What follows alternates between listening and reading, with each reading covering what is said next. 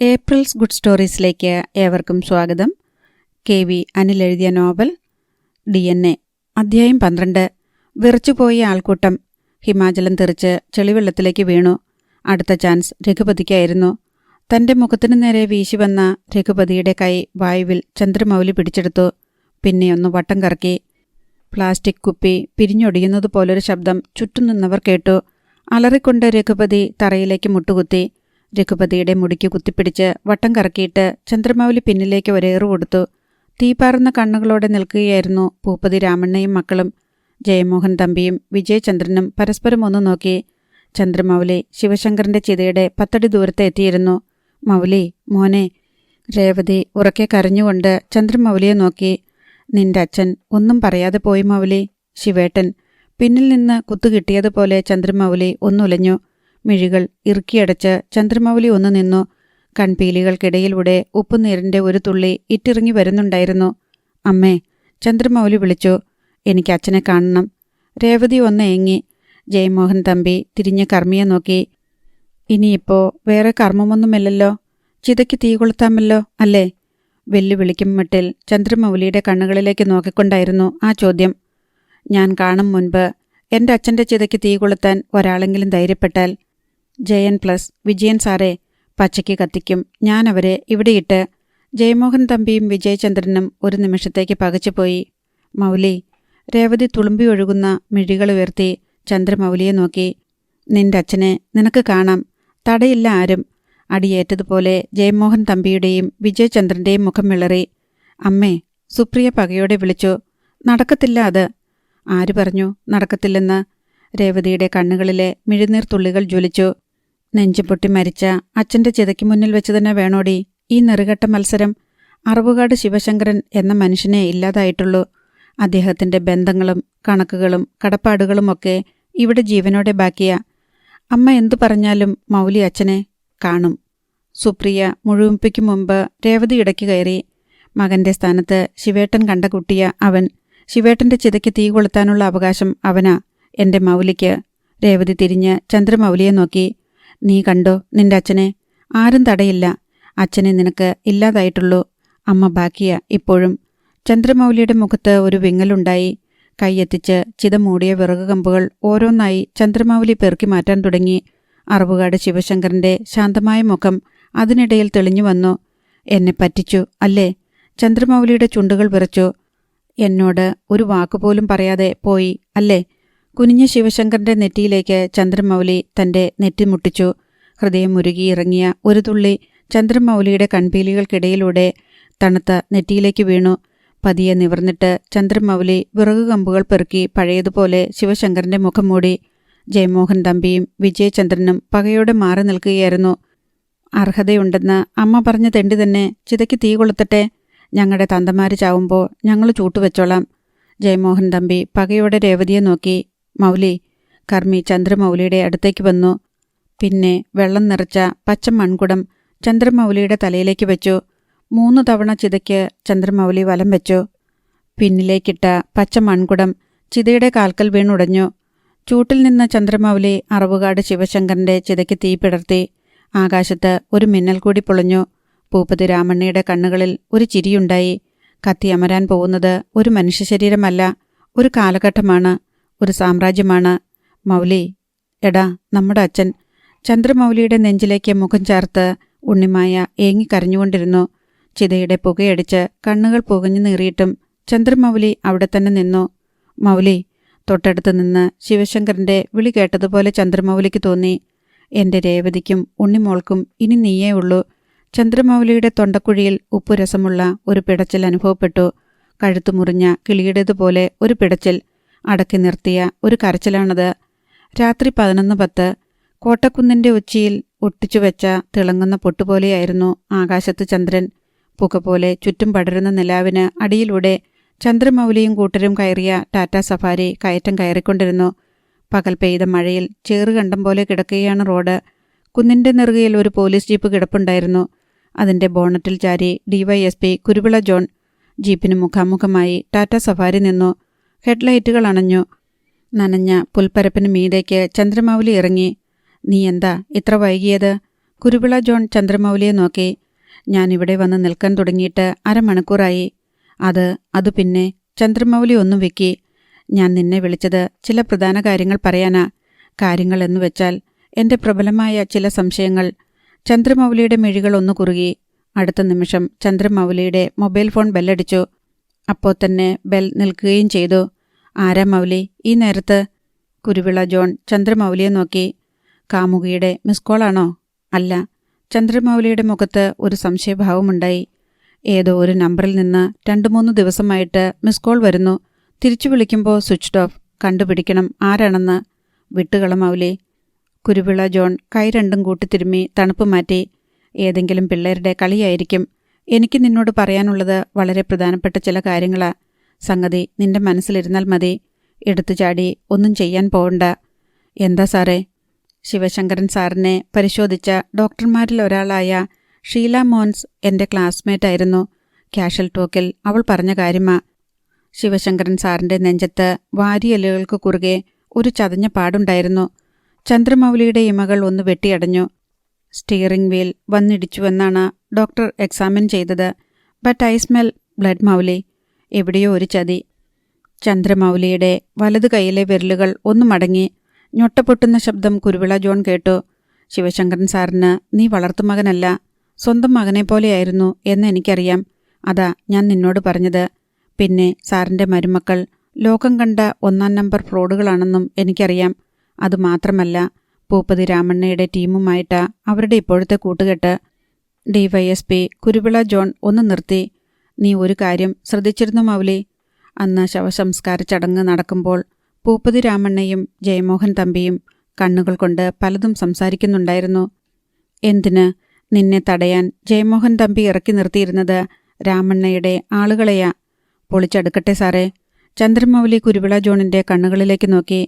Tandoori chicken കമ്പിയിൽ കോർത്ത് തീയിൽ താഴ്ത്തുന്നതുപോലെ എല്ലാ നായിൻ്റെ മക്കളെയും ഒരു മാല പോലെ കോർത്തെടുക്കട്ടെ മൗലി. എടുത്തു ചാടി ഒന്നും വേണ്ടെന്ന് പറഞ്ഞില്ലേ ഞാൻ? കുരുവിള ജോൺ ചന്ദ്രമൗലിയുടെ കണ്ണുകളിലേക്ക് നോക്കി. നിയമപ്രകാരം നീ അറവകാട് ശിവശങ്കരൻ്റെ ആരുമല്ല. അറവുകാട് ഗ്രൂപ്പിലെ ഒരു ജീവനക്കാരൻ പോലുമല്ല. ഇനി അറവുകാട് ഗ്രൂപ്പിൻ്റെ ഭരണം ജയമോഹൻ തമ്പിയും വിജയചന്ദ്രനുമായിരിക്കും. അവർക്ക് നിന്നെ പുഷ്പം പോലെ ഒഴിവാക്കാം. എൻ്റെ അച്ഛനെ ഇല്ലാതാക്കിയവരോട് പ്രതികാരം ചെയ്യാൻ അറവുകാട് ഗ്രൂപ്പിൻ്റെ പണവും പിൻബലവും ഒന്നും എനിക്ക് വേണ്ട സാറേ. ചന്ദ്രമൗലിയുടെ കണ്ണുകൾ ഒന്ന് മിന്നി. എൻ്റെ അച്ഛൻ്റെ മരണം ആരെങ്കിലും കരുതിക്കൂട്ടി സൃഷ്ടിച്ചതാണെങ്കിൽ അറിയാം മൗലിക്ക്. പിന്നെ എന്തു വേണമെന്ന്? ഡെക്കറേറ്റ് ചെയ്ത് പെട്ടിയിൽ കിടത്തും ഞാൻ. നായിൻ്റെ മക്കളെ ഓരോരുത്തരെയായി. കരുതലോടെ മതി ഓരോ ചുവടും. ഉറങ്ങുമ്പോഴും ഒരു കണ്ണ് തുറന്നു വയ്ക്കണം നീ. ജയമോഹൻ തമ്പിയുടെയും കൂട്ടരുടെയും അടുത്ത ടാർഗറ്റ് നീയായിരിക്കും. ചന്ദ്രമൗലിയുടെ ചുണ്ടിൻ്റെ കോണിൽ ഒരു ചിരിയുണ്ടായി. അടുത്ത നിമിഷം നിലാവ് മാഞ്ഞു. ഒരു കൂറ്റൻ പരുന്തിൻ്റെ നിഴൽ തങ്ങൾക്ക് മീതെ വീണതുപോലെയാണ് ചന്ദ്രമൗലിക്കും കുരുവിള ജോണിനും തോന്നിയത്. ചുറ്റും ഇരുട്ട് പടരുന്നു. പൂപ്പതി രാമണ്ണയുടെ മാമ്പഴത്തോട്ടത്തിന് നടുവിലെ ഗസ്റ്റ് ഹൗസിലായിരുന്നു ജയമോഹൻ തമ്പിയും SP വിജയചന്ദ്രനും. ഇനി? രാമണ്ണ പതിയെ തലതിരിച്ച് ജയമോഹൻ തമ്പിയെ നോക്കി. അയാളുടെ കാതിലെ പച്ചക്കടുക്കൻ മിന്നുന്നുണ്ടായിരുന്നു. ഇനി ആ തള്ളയെയും മോളെയും കണ്ടെത്തണം, തീർക്കണം. പിന്നെ ചന്ദ്രമൗലി. അതോടെ തീർന്നു എല്ലാ തലവേദനകളും എന്നേക്കുമായി. ആന്ധ്രയിൽ എവിടെയോ അവരുണ്ട്. SP വിജയചന്ദ്രൻ തിരിഞ്ഞു. എൻ്റെ കണക്ഷൻസ് വെച്ച് ഞാൻ തിരയുന്നുണ്ട്. പിന്നെ ആന്ധ്രയിൽ സർക്കുലേറ്റ് ചെയ്യുന്ന എല്ലാ മലയാളം പത്രങ്ങളുടെയും തെലുങ്ക് പത്രങ്ങളുടെയും മുൻപേജിൽ വലിയ വലുപ്പത്തിൽ അറവുകാട് ശിവശങ്കരൻ്റെ ഫോട്ടോയും സഞ്ജയന അറിയിപ്പും കൊടുത്തിട്ടുണ്ട്. അയാൾ ചത്തു എന്നറിഞ്ഞാൽ രഹസ്യഭാര്യയ്ക്കും മകൾക്കും പുറത്തിറങ്ങാതിരിക്കാൻ കഴിയില്ലല്ലോ. അത് ഒരു നല്ല ഐഡിയയാ. രാമണ്ണ തലകുലുക്കി. നാട്ടിലെത്തി വായ തുറക്കും മുൻപ് തീർക്കണം തള്ളയെയും മോളെയും. രഹസ്യം വിളിച്ചു പറഞ്ഞിട്ട് അവർ കൊതുകുത്തിച്ചത്താലും നാട്ടുകാരോട് ഉത്തരം നിങ്ങൾ പറയേണ്ടി വരും. രാമണ്ണ ഒന്ന് നിർത്തി. എന്താ ആ തള്ളയുടെ മോളുടെയും പേര്? ഉമാശങ്കരിയും പവിത്രയും. അമ്മയ്ക്ക് 44 വയസ്സ്, മകൾക്ക് 19. നല്ല പേര്, നല്ല പ്രായം. രാമണ്ണയുടെ മുഖത്ത് ഒരു വഷളച്ചിരിയുണ്ടായി. അവർ ജീവിച്ചിരിക്കുന്നിടത്തോളം കാലം ഒരു നെഞ്ചിടിപ്പ. ഒരു ശത്രു ഇവിടേക്കുള്ള യാത്രയിലാണ് എന്ന തോന്നൽ. എത്ര ദിവസമായി ഉറക്കം ഞെട്ടി ഉണരുന്നു എന്നറിയാമോ? ജയമോഹൻ തമ്പി കണ്ണട മൂക്കിലേക്ക് ഒന്നുകൂടി അമർത്തി. ശത്രുക്കളെ ബാക്കി വയ്ക്കരുത് ജയ. രാമണ്ണ എണീറ്റു. തലമുറകൾ കടന്ന് അതിർത്തികൾ ഭേദിച്ച് ഒരു തുള്ളി ചോരയിൽ നിന്ന് ഉയർത്തെണീറ്റ് വരും ശത്രു. അടുത്ത നിമിഷം കാതടപ്പിക്കുന്ന ശബ്ദത്തിൽ ഒരു ഇടിമുഴങ്ങി. ജയമോഹൻ തമ്പിയും SP വിജയചന്ദ്രനും നടുങ്ങിപ്പോയി. അർദ്ധരാത്രി 1 മണി. ഉറങ്ങാതെ കാറ്റിൻ്റെ ഇരമ്പൽ കേട്ടുകൊണ്ട് കിടക്കുകയായിരുന്നു രേവതി. ജനൽ തുറന്നിട്ടിരിക്കുകയാണ്. ജനലിലൂടെ നോക്കിയാൽ ശിവശങ്കറിൻ്റെ ചിത കാണാം. കാറ്റടിക്കുമ്പോൾ പറക്കുന്ന ചാമ്പലുകൾക്കിടയിൽ ചില കനലുകൾ തിളങ്ങുന്നത് കാണാം. രേവതിയുടെ നെഞ്ചിലേക്ക് മുഖമമർത്തി ഉണ്ണിമോൾ കിടപ്പുണ്ടായിരുന്നു. പ്രാവിൻ്റെ നേർത്ത കുറുകൽ പോലെ ഉണ്ണിമായയുടെ നെഞ്ചിനുള്ളിൽ നിന്ന് നേർത്ത തേങ്ങൽ ഇടയ്ക്കിടെ കേൾക്കാം. ഉറക്കത്തിലും ഹൃദയം കരയുന്നതുപോലെ. ഇടയ്ക്കെപ്പോഴോ രേവതി ഒന്ന് മയങ്ങിപ്പോയി. മുറ്റത്തുകൂടി ആരോ നടക്കുന്നതായി സ്വപ്നം കണ്ടാണ് ഞെട്ടിയുണർന്നത്. അടുത്ത നിമിഷം രേവതി കഠിനമായി ഒന്ന് നടുങ്ങി. എവിടെ നിന്നോ അടക്കിപ്പിടിച്ച ഒരു കരച്ചിൽ കേൾക്കുന്നു. ഉണ്ണിമോളെ. രേവതി ഉണ്ണിമായയെ നോക്കി. ഉണ്ണിമായ ഉറക്കത്തിലാണ്. അടുത്ത നിമിഷം പുറത്തുനിന്ന് നായ്ക്കളുടെ കുര കേട്ടു. രേവതി പിടഞ്ഞെണീറ്റു. തുറന്നു കിടന്ന ജനലിലൂടെ പുറത്തേക്ക് നോക്കി. അടുത്ത മഴയ്ക്ക് മുന്നോടിയായി ശക്തമായി കാറ്റ് വീശുന്നു. രേവതിയുടെ കണ്ണുകൾ ശിവശങ്കറിൻ്റെ ചിതയ്ക്ക് നേരെ തിരിഞ്ഞു. വാഴയില കൊണ്ട് മൂടിയ ചിതയിൽ നിന്ന് ഒരാൾ ഉയരത്തിൽ ചാരം പറക്കുന്നു. അടുത്ത നിമിഷം രേവതി കഠിനമായി നടുങ്ങി. ചിതയുടെ അരികിൽ ആരോ നിൽക്കുന്നതായി അവൾക്ക് തോന്നി. പറന്നുയർന്ന ചാമ്പൽമറ പതിയെ നീങ്ങി. രേവതിയുടെ തൊണ്ടയിൽ ഒരു നിലവിളി കുരുങ്ങി. ചിതയുടെ അരികിൽ 2 സ്ത്രീരൂപങ്ങൾ. ഒരാൾ സാരിയാണ് വേഷം. രണ്ടാമത്തെയാൾ മകളാണെന്ന് തോന്നി. ചുരിദാറാണ് വേഷം. ശിവേട്ടൻ്റെ ചിതയ്ക്കരികിൽ ഒരമ്മയും മകളും. ഒരേ കുതിപ്പിൽ രേവതി ചാടിയെണീറ്റു. പിന്നെ വാതിലിന് നേരെ പാഞ്ഞു വന്നു. വാതിൽ വലിച്ചു തുറന്ന് അവർ മുറ്റത്തേക്ക് ചാടി. ഉമേ. രേവതി അലറി വിളിച്ചു. ചിതയുടെ അരികിൽ നിന്ന് 2 പേരും ഞെട്ടിത്തിരിഞ്ഞു. ഉമേ. ഉമാശങ്കരി. സർവശക്തിയുമെടുത്ത് രേവതി ഉറക്കെ വിളിച്ചു. ഉറങ്ങാതെ കിടന്നിരുന്ന സുപ്രിയയും സുചിത്രയുമൊക്കെ ആ വിളി കേട്ടു. അറവുകാട് വീടിന് അകത്തും പുറത്തും ഒരേപോലെ വെളിച്ചം വീണു. അടുത്ത നിമിഷം മകളുടെ കൈ പിടിച്ച് ഉമാശങ്കരി ഗേറ്റിന് നേരെ കുതിക്കുന്നത് രേവതി കണ്ടു. ഉമേ, നിൽക്കാൻ. രേവതി മുന്നോട്ടോടി വന്നു. ഉമാശങ്കരിയും പവിത്രയും അപ്പോഴേക്കും ഗേറ്റ് കടന്നിരുന്നു. അടുത്ത നിമിഷം എതിർദിശയിൽ നിന്ന് ജയമോഹൻ തമ്പിയുടെ ടൊയോട്ട ഫോർച്യൂണർ വാൻ പാഞ്ഞു വന്നു. കണ്ണിലേക്ക് വെളിച്ചം തുളച്ചു കയറിയതോടെ ഉമാശങ്കരിയുടെയും പവിത്രയുടെയും നിലതെറ്റി. ജയമോഹൻ തമ്പിയുടെ വാഹനത്തിനു മുന്നിലേക്ക് മുട്ടുകുത്തി വീണുപോയി 2 പേരും. അധ്യായം 13. ജയമോഹൻ തമ്പിയായിരുന്നു ഡ്രൈവിംഗ് സീറ്റിൽ. ഫോർച്യൂണറിൻ്റെ ഹെഡ്ലൈറ്റിൽ നിന്നുള്ള ശക്തിയേറിയ വെളിച്ചത്തിൽ അറുവുകാട് വീടിൻ്റെ മുറ്റത്തുനിന്ന് ഒരമ്മയും മകളും ഓടിപ്പാഞ്ഞു വരുന്നത് ജയമോഹൻ തമ്പി കണ്ടിരുന്നു. പൂപ്പതി രാമണ്ണയുടെ ഗസ്റ്റ് ഹൗസിൽ നിന്ന് കഴിച്ച ബ്ലൂ ലേബലിൻ്റെ ലഹരി ഒരു നിമിഷം കൊണ്ട് ആവിയായിപ്പോയി. ഫോർച്യൂണർ സഡൻ ബ്രേക്കിട്ട് നിന്നപ്പോൾ ഡാഷ്ബോർഡിലേക്ക് കമിഴ്ന്നു പോയ SP വിജയചന്ദ്രൻ കണ്ണു തിരുമ്മി എണീറ്റ് വരുന്നതേ ഉണ്ടായിരുന്നുള്ളൂ. എന്താ ജയേട്ടാ? വിജയചന്ദ്രൻ അപ്പോഴും ഫോർച്യൂണറിന് മുന്നിൽ നിൽക്കുന്ന അമ്മയെയും മകളെയും കണ്ടിരുന്നില്ല. നോക്കടോ. ജയമോഹൻ തമ്പി മുന്നോട്ട് വിരൽ ചൂണ്ടി. അറുപകാട് ശിവശങ്കറിൻ്റെ രഹസ്യ ഭാര്യയും മകളും വന്നിരിക്കുന്നു. വിജയചന്ദ്രൻ കിടുങ്ങിപ്പോയി. മിന്നൽ പോലെ ജയമോഹൻ തമ്പി ഡോർ തുറന്നു പുറത്തേക്കിറങ്ങി. വീട്ടിൽ നിന്ന് ഓടിയെത്തിയ സുപ്രിയയും രേവതിയും സുചിത്രയും ഉണ്ണിമായയും ഗേറ്റിന് പിന്നിൽ പകച്ചു നിൽക്കുകയായിരുന്നു. ആരാടി നീയൊക്കെ? മുണ്ടു മടക്കി കുത്തിക്കൊണ്ട് ജയമോഹൻ തമ്പി മുന്നോട്ട് വന്നു. വണ്ടിയുടെ അണയാതെ നിൽക്കുന്ന ഹെഡ്ലൈറ്റുകളുടെയും മതിലിന് മുകളിലെ മിൽക്കി ഗ്ലോബുകളുടെയും വെളിച്ചത്തിൽ ജയമോഹൻ തമ്പിക്ക് മുൻപിൽ നിൽക്കുന്ന 2 പേരെയും വ്യക്തമായി കാണാമായിരുന്നു. അമ്മ പച്ച നിറമുള്ള സാരിയാണ് വേഷം. ഐശ്വര്യമുള്ള മുഖം, നീർനിറഞ്ഞിരിക്കുന്ന കണ്ണുകൾ. മകൾ അതീവ സുന്ദരിയാണ്. വീതിയേറിയ വളഞ്ഞ പുരുകങ്ങളും നീണ്ട മിഴികളും, വെള്ളക്കല്ല് പതിച്ച ഒരു മൂക്കുത്തി, ചോര കിനിഞ്ഞു നിൽക്കുന്ന പോലത്തെ ചുണ്ടുകൾ. ഒരു പോരാളിയുടെ മുഖമാണ് പെൺകുട്ടിക്കെന്ന് ജയമോഹൻ തമ്പിക്ക് തോന്നി. ജയമോഹൻ തമ്പി കണ്ണടയൂരി ഫോർച്യൂണറിൻ്റെ ബോണറ്റിലേക്ക് വെച്ചു. ചോദിച്ചത് കേട്ടില്ലേടി? നീയൊക്കെ ആരാണെന്ന്? അലറും പോലെയായിരുന്നു ജയമോഹൻ തമ്പിയുടെ ചോദ്യം. സ്ത്രീ ഒന്ന് നടുങ്ങിയെന്ന് തോന്നി. പെൺകുട്ടിക്ക് പക്ഷേ കൂസലില്ല. അവൾ പതിയെ തലയുയർത്തി ജയമോഹൻ തമ്പിയെ നോക്കി. തെലുങ്കിലായിരുന്നു മറുപടി. നാനു പേര് പവിത്രജ്വാല. ഇത് അമ്മ ഉമാശങ്കരി. അടുത്ത നിമിഷം അവളുടെ മുഖത്ത് ഒരു വിങ്ങലുണ്ടായി. ഞാൻ എൻ്റെ അച്ഛനെ കാണാൻ വന്നതാ. കണ്ടത് ഒരു പിടി ചാരം. തിരിച്ചു പോവുക. എന്താണ് പെൺകുട്ടി പറയുന്നതെന്ന് SP വിജയചന്ദ്രന് കൃത്യമായി മനസ്സിലാകുന്നുണ്ടായിരുന്നു. ജയേട്ടാ. വിജയചന്ദ്രൻ മുന്നോട്ട് കുതിച്ചു വന്നു. Matter confirmed. നമ്മൾ അന്വേഷിക്കുന്ന നായിൻ്റെ മക്കൾ തന്നെ ഇത്. തൂക്കു 2നെയും. ജയ, അരുത്. രേവതി മുൻപോട്ട് കുതിക്കാൻ അഞ്ഞു.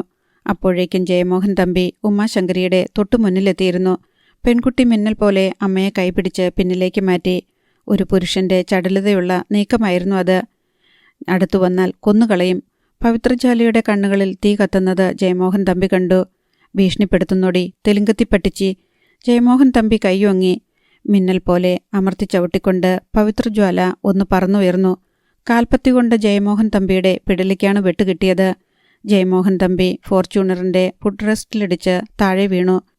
ചമ്പിസ്ഥാനു മുരണ്ടുകൊണ്ട് ഒരു കാൽ മടക്കി ഒരു കൈ കുത്തി പവിത്രജ്വാല തറയിലേക്കമർന്നു.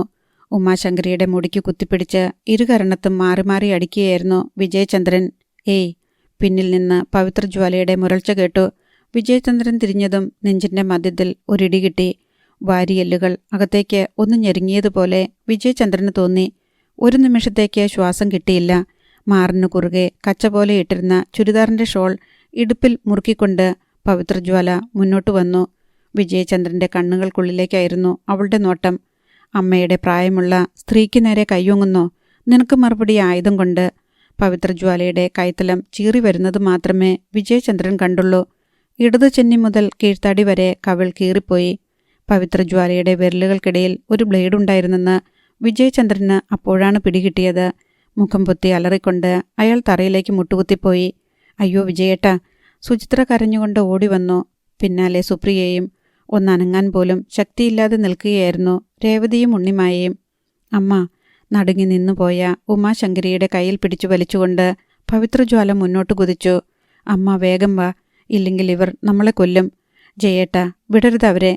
ചോരയിൽ കുളിച്ച മുഖം പൊത്തിക്കൊണ്ട് വിജയചന്ദ്രൻ ഓടി വരുന്നുണ്ടായിരുന്നു. ജയമോഹൻ തമ്പി ചാടിപ്പിടഞ്ഞ് എണീറ്റെങ്കിലും തല നേരെ നിന്നില്ല. കഴുത്ത് ഒരു വശത്തേക്ക് തിരിഞ്ഞു പോയതുപോലെയാണ്.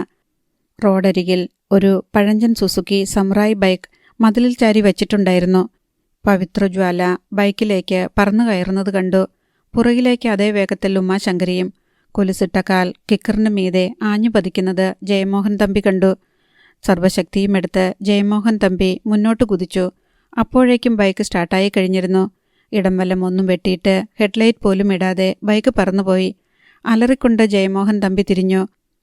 അരിശം തീരാതെ ഒരു കല്ലെടുത്ത് ഫോർച്യൂണറിന്റെ ടെയിൽ ലാമ്പിനു മീതെ ഒരിടിയിടിച്ചു.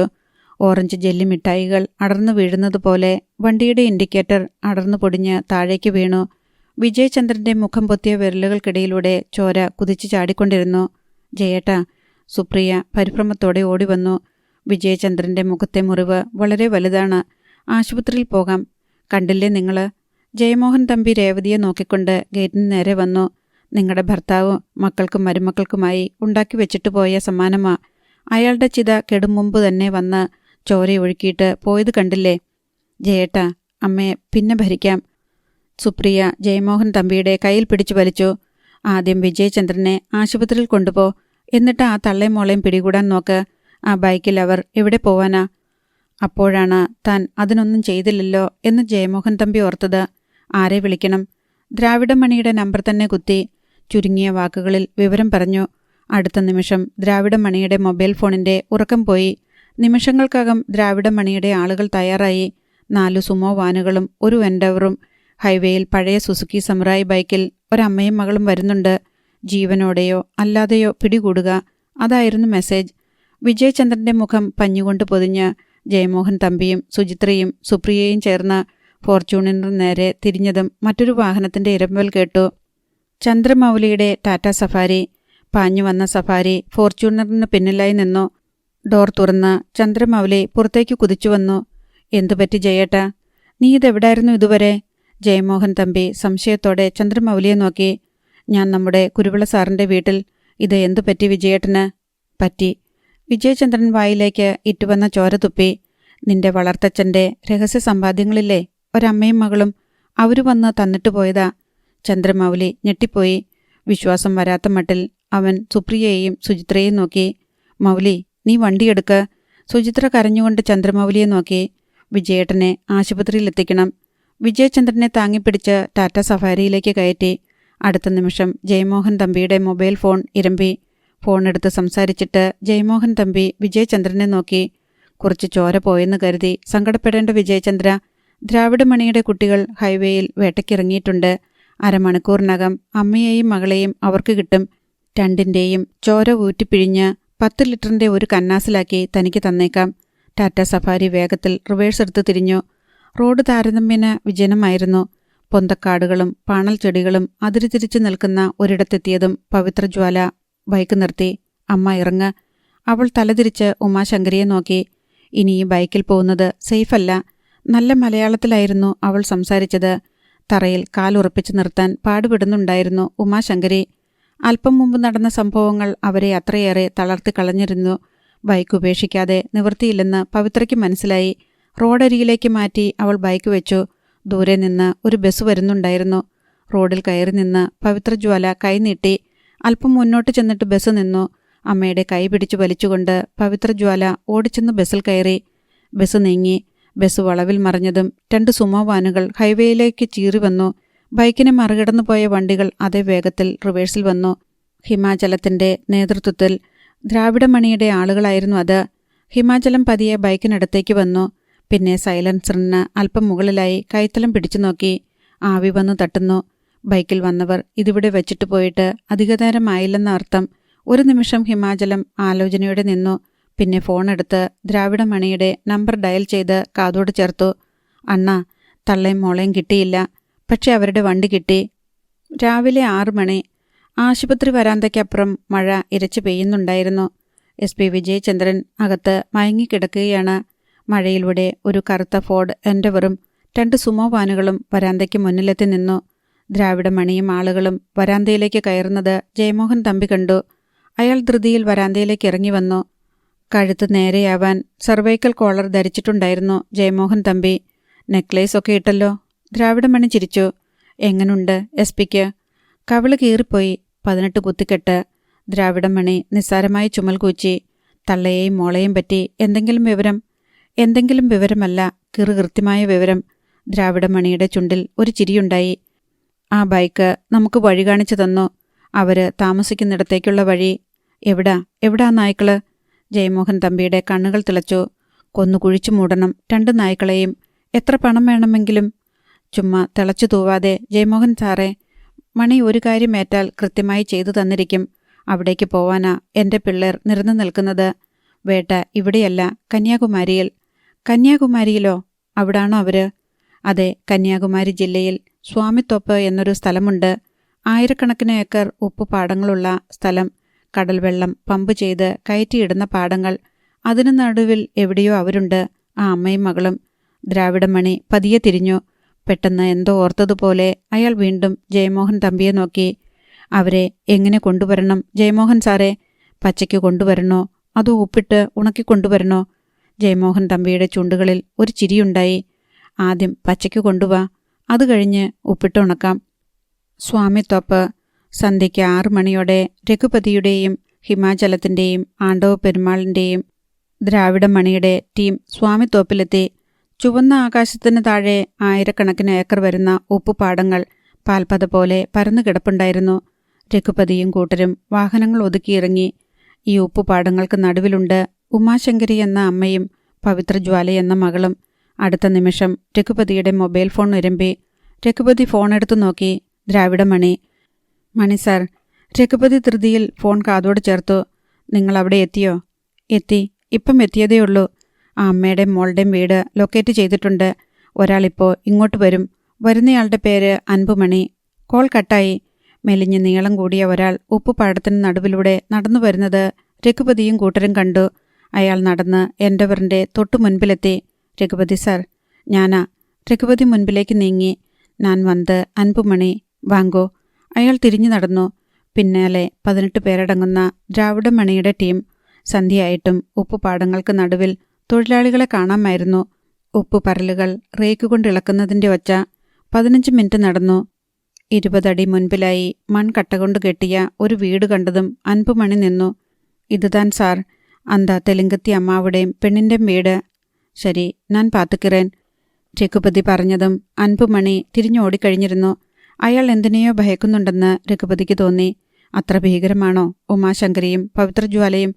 ദ്രാവിഡമണിയുടെ നെറ്റ്വർക്കിനെക്കുറിച്ച് ഓർത്ത് അത്ഭുതപ്പെട്ടുകൊണ്ടാണ് രഘുപതി മുൻപോട്ട് നടന്നത്. കിലോമീറ്ററുകൾക്കപ്പുറത്തിരുന്ന് വീട് കണ്ടുപിടിച്ചിരിക്കുന്നു. ഉമാശങ്കരിയുടെ വീടിൻ്റെ മുറ്റത്തേക്ക് കയറിയതും രഘുപതി തിരിഞ്ഞ് സംഘാംഗങ്ങളെ നോക്കി. കണ്ണടച്ച് തുറക്കുന്ന വേഗത്തിലായിരിക്കണം 2നെയും തൂക്കിയെടുക്കേണ്ടത്.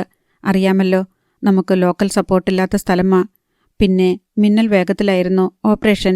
രഘുപതിയുടെ സൈന്യം മുറ്റത്തേക്ക് ഇരച്ചു കയറി. ഒറ്റ ചവിട്ടിന് വീടിന് മുൻപിലെ പലകവാതിൽ പറഞ്ഞ് ചിതറിപ്പോയി.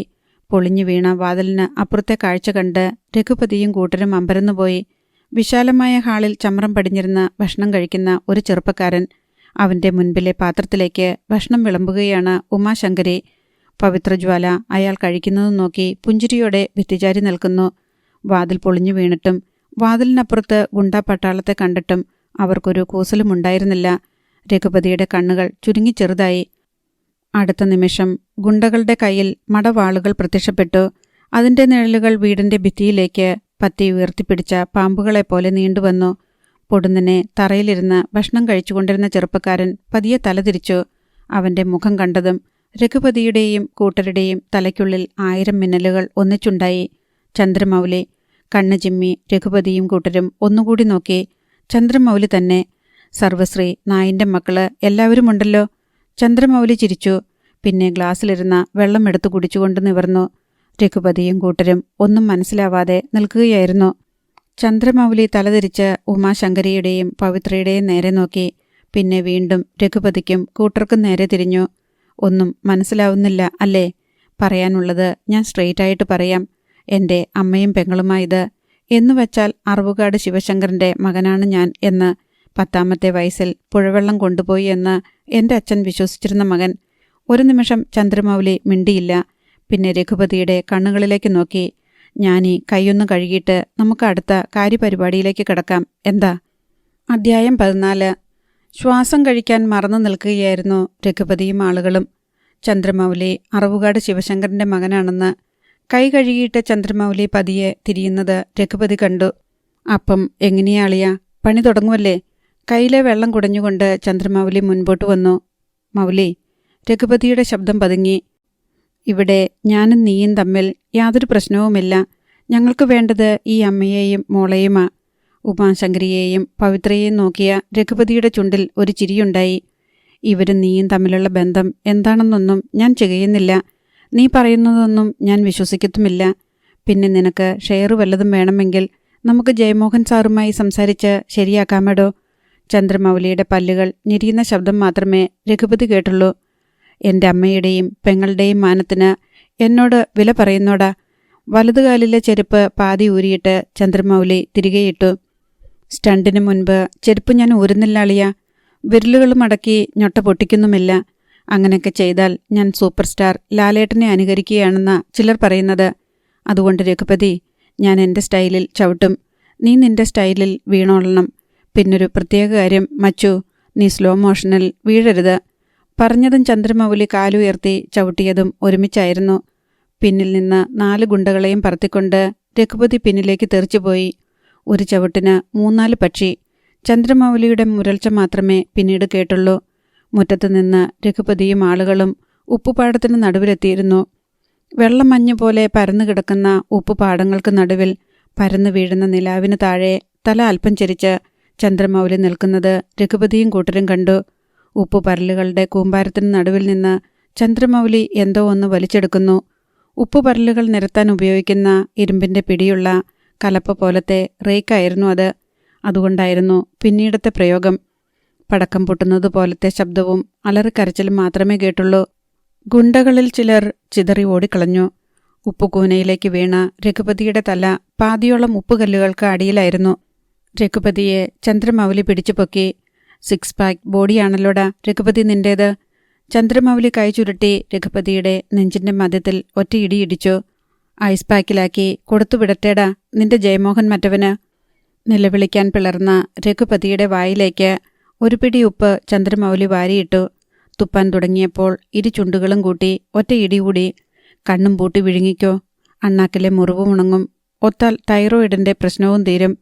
ഉപ്പുപാടങ്ങൾക്ക് നടുവിലൂടെ 50 പേരടങ്ങുന്ന ഒരു സംഘം നടന്നു വരുന്നുണ്ടായിരുന്നു. ഷർട്ട് ധരിക്കാത്ത തമിഴന്മാരായിരുന്നു എല്ലാം. അണ്ണേ, വേല മുടിച്ചാച്ചാ. മുൻപിൽ വന്ന കോങ്കണ്ണുള്ള ചെറുപ്പക്കാരൻ ചന്ദ്രമൗലിയെ നോക്കി. വലതുകാല് പോളിയോ വന്ന് ചുള്ളിക്കമ്പ് പോലെ ശോഷിച്ചു പോയ അവൻ ഒരു വശം ചെരിഞ്ഞു നിന്നാണ് ചന്ദ്രമൗലിയെ നോക്കിയത്. മുടിച്ചു, മുണ്ടക്കോലൊടിച്ചു സൽവ. ചന്ദ്രമൗലി ചിരിച്ചു. ഈ സാറന്മാര് വന്ന വണ്ടികള് റോഡിൽ കിടപ്പുണ്ട്. നമ്മുടെ അതിഥികളാ ഇവർ. അതുകൊണ്ട് തന്നെ നടക്കാൻ പറ്റാത്തവരെ ചുമന്ന് നിങ്ങൾ വണ്ടിയിലെത്തിക്കണം. സരി എണ്ണേ. രഘുപതിയെയും ആണ്ടവ പെരുമാളിനെയും ഹിമാചലത്തെയും ചുമന്നാണ് ആളുകൾ റോഡിലേക്ക് കൊണ്ടുവന്നത്. കണ്ടോടെ രഘുപതി, അൻപുള്ള തമിഴ് ജനതയെ. ചിരിച്ചുകൊണ്ട് ചന്ദ്രമൗലി മുൻപിലുണ്ടായിരുന്നു. റോഡിലെത്തിയപ്പോൾ രഘുപതിയും കൂട്ടരും കണ്ട കാഴ്ച ഹൃദയഭേദകമായിരുന്നു.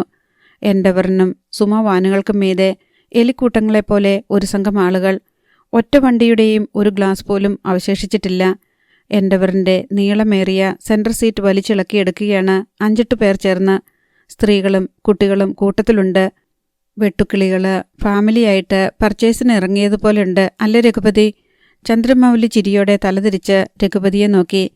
എൻ്റെ ചവിട്ട് മേടിക്കാൻ വേണ്ടി മാത്രം നീയൊക്കെ 10-450 കിലോമീറ്റർ വണ്ടി ഓടിച്ച് ഇങ്ങോട്ട് വന്നതല്ലേടാ? രഘുപതിയുടെ നോട്ടം എൻഡവർ വാനിനു നേരെയായിരുന്നു. 15 വയസ്സ് മാത്രം പ്രായമുള്ള 4 തമിഴ് ബാലന്മാർ ചേർന്ന് കമ്പിപ്പാര പോലത്തെ എന്തോ ഒന്ന് ഉപയോഗിച്ച് എൻഡവറിൻ്റെ ബോണറ്റ് കുത്തിത്തുറക്കുകയാണ്. ശരവണ, ഇന്ത വണ്ടി താൻ നമ്മ അന്ത വിജയ് പടത്തിലെ പാത്തേൻ, അന്ത വേട്ടക്കാരൻ ഫിലിമിലെ. എൻഡവറിൻ്റെ ബോണറ്റ് ഡോർ അവർ തുറന്നു. എന്ന പെരിയ എഞ്ചിൻ. 4 പേരും മുഖാമുഖം നോക്കി അത്ഭുതം കൂറുന്നു. മറ്റൊരാൾ എൻഡവറിൻ്റെ വീതിയേറിയ റിയർ മിറർ ഒടിച്ചെടുക്കാൻ ശ്രമിക്കുകയാണ്. 3 മിനിറ്റ് കൊണ്ട് അയാൾ ലക്ഷ്യം സാധിച്ചു. ഒടിച്ചെടുത്ത റിയർ മിറർ ഒരു നിധി നേടിയ സന്തോഷത്തോടെ അയാൾ അടുത്തു നിന്നിരുന്ന ഭാര്യയ്ക്ക് നൽകി. ഏയ് അമുദം, വച്ചുക്കോ കണ്ണേ, ഉനക്ക് ഉന്നടെ ഫേസ് പാക്കാമിടി. ചന്ദ്രമൗലി ചിരിയോടെ രഘുപതിയെ നോക്കി. തമിഴ്നാട്ടിലെ വേദാരണ്യ വിഭാഗത്തിൽപ്പെട്ട ആളുകളാ ഇവിടുത്തെ ഉപ്പുപാടങ്ങളിൽ പണിയെടുക്കുന്നവർ. ഉപ്പുകൂട്ടി ഉണ്ടച്ചോറിന് നന്ദിയുള്ളവർ. അതുകൊണ്ട് തന്നെ മൗലിക്കും അമ്മയ്ക്കും പെങ്ങൾക്കും വേണ്ടി കൊല്ലാനും ചാവാനും മടിക്കില്ല ഇവർ. ഞങ്ങളെ വിട്ടേക്ക് മൗലി, ഞങ്ങൾ തിരിച്ചു പോയിക്കൊള്ളാം. പരാജയപ്പെട്ടവരെയും പരാജയം സമ്മതിച്ചവരെയും പിന്തുടർന്ന കൊല്ലുന്ന രീതി മൗലിക്കില്ല. നിങ്ങൾ പോയിക്കോ, ഇനിയാരും നിങ്ങളെ തൊടില്ല. പക്ഷേ ചന്ദ്രമൗലി ഒന്ന് നിർത്തി. അതിനു മുൻപ് ഒരു ജോലി കൂടി ബാക്കിയുണ്ട്. ചന്ദ്രമൗലി കൈയെത്തിച്ച് രഘുപതിയുടെ പോക്കറ്റിൽ നിന്ന് മൊബൈൽ ഫോൺ എടുത്തു. വിളിക്കുക നീ നിന്റെ ജയമോഹൻ സാറിനെ. അത് രഘുപതി ഒന്ന് പകച്ചു. വിളിക്കടാ. ചന്ദ്രമൗലി മുരണ്ടു. ചോര പുരണ്ട വിരലുകൊണ്ട് രഘുപതി ഡയൽ ചെയ്തു. ഒറ്റ ബെൽ മുഴങ്ങിയതും മറുവശത്ത് കാത്തിരുന്നതുപോലെ ഫോൺ എടുത്തു. കിട്ടിയോ രഘുപതി അവരെ? ജയമോഹൻ തമ്പിയുടെ ചോദ്യം കേട്ടു. കൈനീട്ടി ചന്ദ്രമൗലി ഫോൺ പിടിച്ചെടുത്തു. രഘുപതിയും സഭാപതിയും ഒന്നുമല്ല, മൗലിയ, ചന്ദ്രമൗലി. തീക്കനൽ ചെവിയിലേക്ക് വീണതുപോലെയാണ് ജയമോഹൻ തമ്പിക്ക് തോന്നിയത്. നീയോ? ജയമോഹൻ തമ്പിക്ക് ഒന്നും മനസ്സിലായില്ല. നീ എന്താ അവിടെ? എൻ്റെ അമ്മയെയും പെങ്ങളെയും കൊല്ലാൻ നിന്നെപ്പോലുള്ള പന്നപ്പട്ടി നായൻ്റെ മക്കള് അച്ചാരം നൽകി ആളെ വിടുമ്പോൾ ഞാൻ പിന്നെ മുതലമടയിൽ മാമ്പഴം എണ്ണി കളിക്കണോടാ ജയമോഹൻ തമ്പി. ചന്ദ്രമൗലിയുടെ പല്ലുകൾ ചേർന്നൊരിയുന്ന ശബ്ദമാണ് പിന്നീട് കേട്ടത്. തലയ്ക്ക് തൊട്ടുമുകളിൽ നിന്ന് ഒരു ഇടിമിന്നൽ വെടിച്ചു ചിതറിപ്പോയതുപോലെ ജയമോഹൻ തമ്പിക്ക് തോന്നി. കാൽച്ചുവട്ടിലെ തറ ഭൂകമ്പത്തിന് അടിപ്പെട്ടതുപോലെ വിറയ്ക്കുകയാണ്. ചുവടുകൾ ഉറപ്പിച്ചു നിൽക്കാനും കാതുകൾക്കുള്ളിലെ തിരയിരമ്പം അടങ്ങാനും ജയമോഹൻ തമ്പിക്ക് നിമിഷങ്ങൾ വേണ്ടിവന്നു. എന്താ നീ പറഞ്ഞത്? ചതഞ്ഞുപോയ ഒരു ഞരക്കമായിരുന്നു ജയമോഹൻ തമ്പിയുടെ ചോദ്യം. പറയാം. ചന്ദ്രമൗലി ഒന്ന് നിർത്തി. എൻ്റെ അച്ഛൻ അറവുകാട് ശിവശങ്കറിന് പോലും അറിയാത്ത ഒരു രഹസ്യം ജയവിജയന്മാർ ഒന്നിച്ചു കേട്ടോ. എൻ്റെ അക്കച്ചിമാരോടും പറഞ്ഞോ. അറവുകാട് ശിവശങ്കറിൻ്റെ മകനാ ഞാൻ. സിദ്ധു എന്ന് പണ്ട് വിളിപ്പേരുണ്ടായിരുന്ന ചന്ദ്രമൗലി. ജയമോഹൻ തമ്പിയുടെ തലയ്ക്കുള്ളിൽ ഓരോ വാക്കുകളും തീക്കനലുകൾ പോലെ പൊട്ടുന്നുണ്ടായിരുന്നു. 15ാമത്തെ വയസ്സിൽ എൻ്റെ അമ്മയാ എന്നെ എൻ്റെ അച്ഛൻ്റെ അടുത്തേക്ക് പറഞ്ഞു വിട്ടത്. ഒരൊറ്റ കാര്യമേ അമ്മ പറഞ്ഞുള്ളൂ. ഞാൻ മകനാണെന്ന് അറവുകാട് ശിവശങ്കരൻ എന്ന വലിയ മനുഷ്യൻ അറിയരുതെന്ന്. അറിഞ്ഞാൽ അമ്മയെയും എൻ്റെ കുഞ്ഞു പെങ്ങളെയും തേടി അച്ഛൻ വരുമെന്ന്. അതോടെ അച്ഛൻ്റെ കുടുംബം തകരുമെന്ന്. ചന്ദ്രമൗലി കിതച്ചു. അറവുകാട് ശിവശങ്കരൻ്റെ സൽപ്പേരും സമാധാനവും മരണം വരെ നിലനിൽക്കണമെന്ന് ആഗ്രഹിച്ചിരുന്ന സ്ത്രീയായിരുന്നു എൻ്റെ അമ്മ. അച്ഛൻ തന്നെ എല്ലാ രഹസ്യങ്ങളുടെയും കെട്ടഴിച്ചിട്ടും ഞാൻ മിണ്ടാതെ നിന്നു. കാരണം ഒരു കാവൽക്കാരൻ്റെ ജോലി ചെയ്താൽ മതിയെന്നാണ് എൻ്റെ അമ്മ എന്നോട് പറഞ്ഞിരുന്നത്. പക്ഷേ ചന്ദ്രമൗലി ഒന്ന് നിർത്തി. 1 രൂപയുടെയോ ഒരു പിടി മണ്ണിൻ്റെയോ അവകാശത്തിന് വരാതിരുന്നിട്ടും എൻ്റെ അമ്മയെയും പെങ്ങളെയും കൊന്നുകളയാൻ നീയൊക്കെ തീരുമാനമെടുത്തപ്പോൾ ഇൻ്റർനാഷണൽ പുല്ലന്മാരെ, ഇനി മൗലിക്കൊന്നും നോക്കാനില്ല. സമാധാനം എന്ന് പറഞ്ഞ് ഒരുത്തൻ്റെയും പുറകെ ഞാൻ പോവില്ല. വരുന്നിടത്ത് വെച്ച് കാണും. നായിൻ്റെ മോനെ. ജയമോഹൻ തമ്പിയുടെ പല്ലുകൾ ഞെരിയുന്ന ശബ്ദം കേട്ടു. അമ്മയ്ക്കും മോനും മോൾക്കും വേണ്ടി ഒരു കുഴി, ഒരൊറ്റ കുഴി നോക്കിക്കോ. പോട പുല്ലേ. ചന്ദ്രമൗലി നിസ്സാരമായി ചുണ്ടുകൊട്ടി. ജയവിജയന്മാര് ഒരു കാര്യം കൂടി കേട്ടോ. നാളെ പകൽ ഞാൻ എൻ്റെ അമ്മയെയും പെങ്ങളെയും കൊണ്ട് അങ്ങോട്ട് തിരിക്കുക. മറ്റന്നാൾ രാവിലെ എൻ്റെ അച്ഛൻ്റെ സഞ്ചയന ദിവസം ഞങ്ങൾ അവിടെത്തും. അറുവുകാട്ടെ മണ്ണും സ്വത്തും അളന്നെടുക്കാൻ കട്ടിയും ത്രാസും കൊണ്ടൊന്നുമല്ല വരുന്നത്. എൻ്റെ അമ്മയ്ക്ക് അച്ഛൻ്റെ അസ്ഥിമാടത്തിൽ വിളക്ക് കത്തിക്കണം. രാത്രിയിൽ ഒളിച്ചു വന്നല്ല, പകൽ വെട്ടത്തിൽ എല്ലാവരും കാണുകെ. നടക്കത്തില്ലട നായേ, അലറി വിളിക്കും പോലെയായിരുന്നു ജയമോഹൻ തമ്പിയുടെ മറുപടി. ഞങ്ങൾ ജീവിച്ചിരിക്കുമ്പോൾ നടക്കത്തില്ല. എങ്കിൽ പിന്നെ നിങ്ങളൊരു കാര്യം ചെയ്യ്, ഇന്ന് രാത്രി ആത്മഹത്യ ചെയ്യ്. ചന്ദ്രമൗലിയുടെ സ്വരം മുറുകി. ജയമോഹൻ സാറ് കേരളത്തിലുള്ള മുഴുവൻ ഗുണ്ടകളെയും ഇറക്കി അറവുകാട് വീടിന് മുൻപിൽ മതിലുകെട്ടി നിർത്ത്. മറ്റന്നാൾ രാവിലെ മൗലി അവിടെത്തും എന്നു പറഞ്ഞാൽ എത്തിയിരിക്കും. വാക്കു മാറില്ല. കാരണം ഞാൻ അറവുകാട് ശിവശങ്കരൻ്റെ മകനാ. കോൾ കട്ട് ചെയ്തിട്ട് ചന്ദ്രമൗലി ഫോൺ തിരികെ രഘുപതിയുടെ പോക്കറ്റിലേക്കിട്ടു. എന്നാൽ പിന്നെ പോവുമല്ലേ നിങ്ങൾ? ഞാൻ ഇനിയൊരു നന്ദി പ്രസംഗം കൂടി നടത്തണോ? രഘുപതിയും കൂട്ടരും ഒന്നും മിണ്ടാതെ വേച്ചു ചെന്ന് വാഹനങ്ങളിൽ കയറി. വണ്ടിയുടെ വിൻഷീൽഡുകൾ പൂർണ്ണമായും തകർന്നു പോയതിനാൽ മുഖത്തേക്ക് ഉപ്പുകാറ്റ് അടിച്ചു കയറുന്നുണ്ടായിരുന്നു. വാഹനങ്ങൾ ഒരു ഞരക്കത്തോടെ സ്റ്റാർട്ടായി. പിന്നെ ഇഴഞ്ഞിട്ടുന്നോണം പോയി. ഇടിമിന്നൽ പോലെ 4 വാഹനങ്ങൾ ജയമോഹൻ തമ്പിയുടെ ഗരാജിന് മുന്നിലേക്ക് വന്നു നിന്നു. റോഡിൽ കിടന്ന നിസ്സാന്റെ ട്രയൽ വാനിൽ ചാരി SP വിജയചന്ദ്രൻ നിൽപ്പുണ്ടായിരുന്നു. ഫോർച്യൂണറിന്റെ ഡോർ തുറന്ന് ജയമോഹൻ തമ്പി കുതിച്ചിറങ്ങി വന്നു. തൽക്കാലം നമ്മുടെ ഭാര്യമാര് മാത്രമേ വിവരം അറിഞ്ഞിട്ടുള്ളൂ. അമ്മയോടും ഉണ്ണിമോളോടും പറഞ്ഞില്ല. അറിയാമല്ലോ, തള്ളയ്ക്കും മോൾക്കും കൂറ് അവനോടാ. ശിവശങ്കരന്റെ ചോര തന്നെയാ അവൻ എന്നറിഞ്ഞാൽ കൂറുകൂടത്തേയുള്ളൂ. ഭർത്താവിൻ്റെ ആത്മാവിൻ്റെ നിത്യശാന്തിക്ക് വേണ്ടി അവർ അവനെ മകനായി സ്വീകരിച്ചെന്നും വരും. ജയമോഹൻ തമ്പി ഒന്ന് നിർത്തി. മറ്റന്നാൾ രാവിലെ അവൻ ഇവിടെത്തും, അമ്മയെയും പെങ്ങളെയും കൊണ്ട്. പഴയതുപോലെ വെറും മൗലിയായിട്ടല്ല, അറവുകാട് ശിവശങ്കരൻ്റെ മകനായിട്ട്, അവകാശമുള്ള മൗലിയായിട്ട്. വരട്ടെ ജയേട്ട. SP വിജയചന്ദ്രൻ തിരിഞ്ഞു. മുഖമിളക്കുമ്പോൾ കുത്തിക്കെട്ടു വലിഞ്ഞ് അയാൾക്ക് നോവുന്നുണ്ടായിരുന്നു. അവന് സ്വീകരണത്തിനുള്ള ആളെ ദ്രാവിഡമണി ഇറക്കുന്നുണ്ട്. ജയമോഹൻ തമ്പിയുടെ കണ്ണുകൾ തിളങ്ങി. ആയിക്കോട്ടെ. SP വിജയചന്ദ്രൻ ആലോചനയോടെ തലകുലുക്കി. പക്ഷേ നമുക്ക് ഒരു കളി കൂടി കളിക്കാം. എന്ത് കളി? ഉറക്കെ പറഞ്ഞ് സസ്പെൻസ് പൊളിക്കണോ? ജയേട്ടൻ ആ കാത് ഇങ്ങോട്ട് നീട്ട്. അടക്കിയ സ്വരത്തിലാണ് SP വിജയചന്ദ്രൻ ബാക്കി പറഞ്ഞത്. കേൾക്കുന്തോറും ജയമോഹൻ തമ്പിയുടെ മുഖത്തെ തിളക്കം ഏറി വന്നു. മതി, ഇത് മതി. ഇതിൽ അവൻ വീഴും വിജയ. ഒടുക്കത്തെ വീഴ്ച. ജയമോഹൻ തമ്പിക്ക് തർക്കമില്ലായിരുന്നു. രാവിലെ മുതൽ അറവുകാട് ബംഗ്ലാവിൻ്റെ പരിസരത്ത് ആളുകളെ കൊണ്ട് നിറഞ്ഞിരുന്നു. ചന്ദ്രമൗലി അറവുകാട് ശിവശങ്കരൻ്റെ മകനാണെന്ന് മുതലമടക്കാർ മുഴുവൻ അറിഞ്ഞു കഴിഞ്ഞിരുന്നു. അച്ഛന് കർമ്മം ചെയ്യാൻ അമ്മയെയും പെങ്ങളെയും കൂട്ടി ചന്ദ്രമൗലി വരുന്നു. നേരിടാൻ മരുമക്കളായ ജയമോഹൻ തമ്പിയുടെയും SP വിജയചന്ദ്രൻ്റെയും നേതൃത്വത്തിൽ സർവസജ്ജരായ ഗുണ്ടാപ്പട്ടാളം. മൗലി വരുമോ? ആളുകൾ പരസ്പരം ചോദിക്കുന്നുണ്ടായിരുന്നു. വരാതെ പിന്നെ. സിംഹക്കുട്ടിയല്ലേ സിംഹക്കുട്ടി. അറവുകാട് ശിവേട്ടൻ്റെ ചോര. വീട്ടുമുറ്റത്തെ പച്ചോലപ്പന്തലിൽ കർമ്മങ്ങൾ തുടങ്ങിയിരുന്നു. ഗേറ്റിന് മുമ്പിലിട്ടിരുന്ന ടാറ്റ സെനോൺ വാനിൻ്റെ ബോണറ്റിനു മീതെ ദ്രാവിഡമണി ഇരിപ്പുണ്ടായിരുന്നു. ഇളം പച്ച നിറമുള്ള കർപ്പൂര വെറ്റിലയുടെ ഞരമ്പുകൾ നഖം കൊണ്ട് പൊട്ടിക്കുകയായിരുന്നു ദ്രാവിഡമണി.